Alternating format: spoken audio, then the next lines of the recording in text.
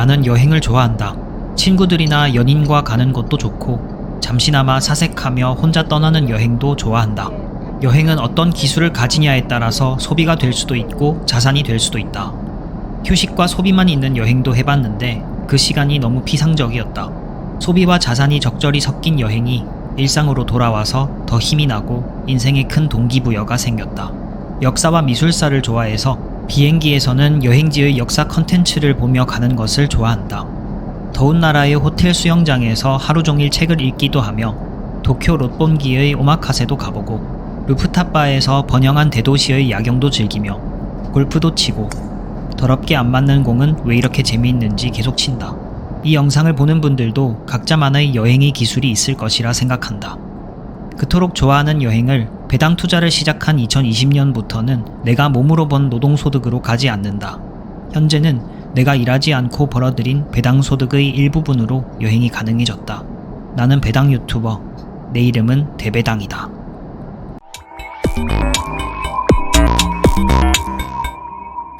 이른바 파이어족이 은퇴하면 꿈꾸는 삶에는 해외여행이나 해외 장기 체류가 꼭 들어간다. 이유가 무엇일까? 대한민국 국민의 해외 출국 건수는 2,870만 건, 성인 인구의 동일 연도 해외여행 경험률 34%라는 통계를 적용하면 한 해의 성인 중 약 1,500만 명 정도 해외여행을 떠나고 있는 나라 대한민국. 대한민국이 경제 선진국의 반열에 올라오며 이제 단순 여행에 그치지 않고 해외에서 장단기 체류의 니즈가 폭발하고 있다. 신문기사나 유튜브 등을 참고하면 은퇴 이후 해외에서 살고 싶은 이유는 크게 세 가지라고 생각한다. 낮은 물가, 다양한 경험과 더 많은 기회, 비교와 경쟁이 일상인 한국 사회로부터의 도피. 이런 니즈는 대한민국만의 현상일까? 몇 가지 해외 조사에 따르면 글로벌 은퇴 이주 인구는 매년 늘어난다고 한다. 미국과 유럽의 선진국들, 이 국가들의 연금 생활자들에게 해외 장기 체류는 이미 꿈이 아니라 현실이다. 401K는 미국 증시에 투자되어 수많은 연금 백만장자를 만들어냈다. 북유럽 복지국가의 친구들도 겨울이면 따뜻한 나라를 찾아 긴 휴가를 떠난다.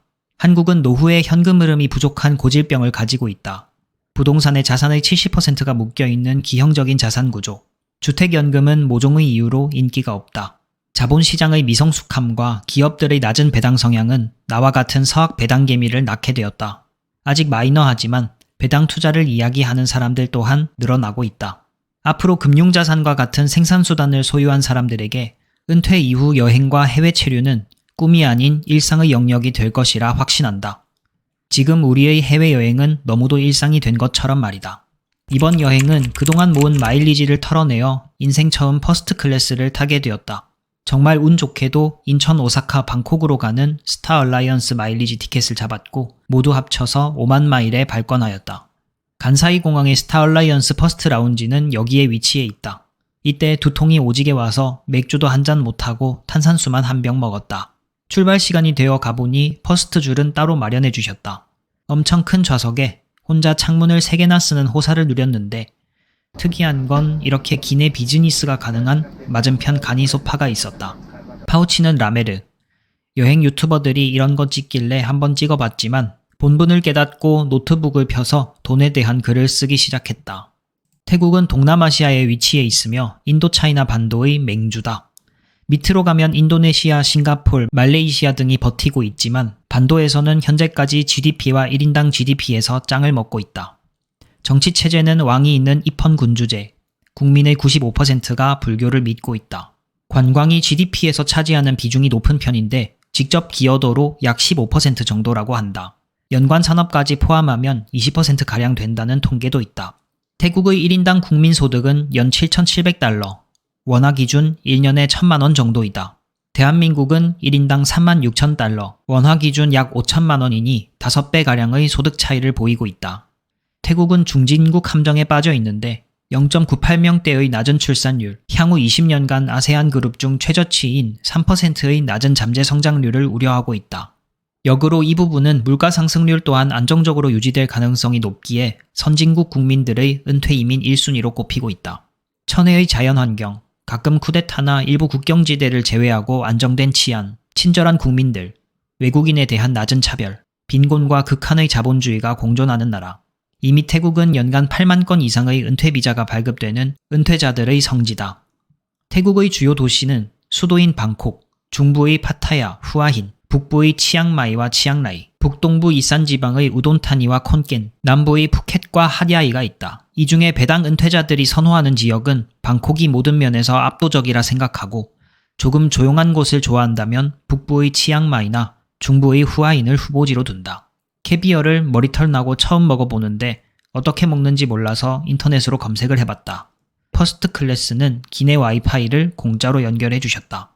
다음 여행 때는 더 나은 영상 퀄리티를 구독자분들께 제공하고 싶다.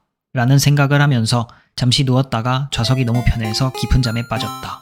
방콕 수완나품공항에 도착했다. 기내 밖을 나오니 한 젊은 친구가 팻말을 들고 서 있었다.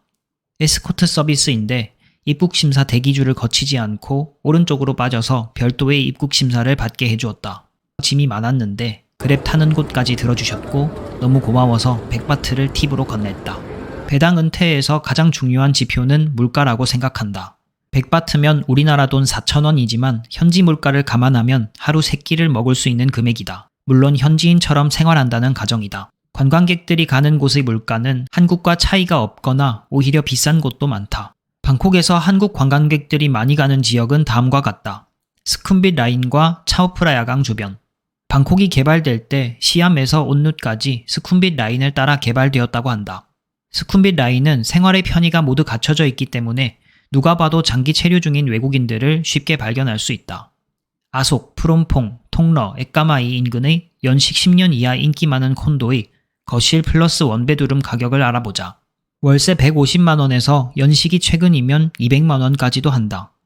물론 이 지역도 잘 찾으면 60만원, 80만원도 있지만 지상철과 너무 멀어지는 단점과 룸 컨디션이 조금 아쉬워진다. 이처럼 방콕 1급지의 거실에 방 하나 있는 콘도는 서울과 별반 다름없는 월세를 보여준다. 만약 방콕 1급지에서 노후를 보내거나 베이스 캠프를 방콕으로 잡고 디지털 노마드를 하고자 한다면 단순 계산해봤을 때 절약한다면 120만원 정도, 좀 여유있게는 250만원까지도 필요해진다.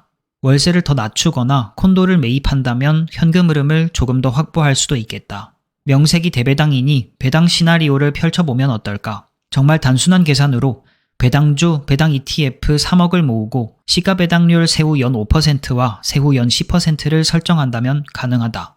시가 배당률 5%는 월에 125만원, 시가 배당률 10%는 월에 250만원의 현금 흐름을 창출할 수 있다. 다른 소득이 없다면 금융소득 종합과세에 의한 추가 세금 부담은 없는 구간이다. 건보료는 3개월 출국 룰을 따라서 45일씩 2개국을 다니거나 비자를 발급받으면 출국 기간 동안 건보료를 0원으로 만들 수 있다. 이 시나리오가 너무 빠듯하게 느껴지거나 배당 성장률이 물가 상승률을 넘지 못할 것에 대한 우려가 있을 것이다. 특히 시가 배당률 10%를 맞추려면 커버드콜이 필수이므로 이 방법이 싫으신 분들은 은퇴 후 한 계절 살기가 가능하다.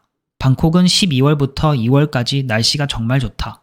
베이스 캠프는 한국에 두고 부업이나 소일거리를 하면서 날씨가 추운 한국 겨울을 피해 방콕으로 피신하는 방법이다. 조금 비싸지만 3개월 월세 상품을 제공하는 서비스드 아파트나 단기 렌트 업체, 에어비앤비가 활성화되어 있는 곳이 방콕이다. 사실 이건 정답이 없는 계산이다. 누구에겐 한 달 50만원으로도 생활 가능할 것이고 500만원도 부족할 수 있다. 원래 이런 독백체를 쓰는 채널이 아닌데 특집이라서 일기장 형식으로 글을 써봤다.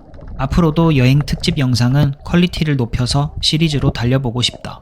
더 다양한 돈에 대한 컨텐츠로 구독자분들께 보답하고 싶다.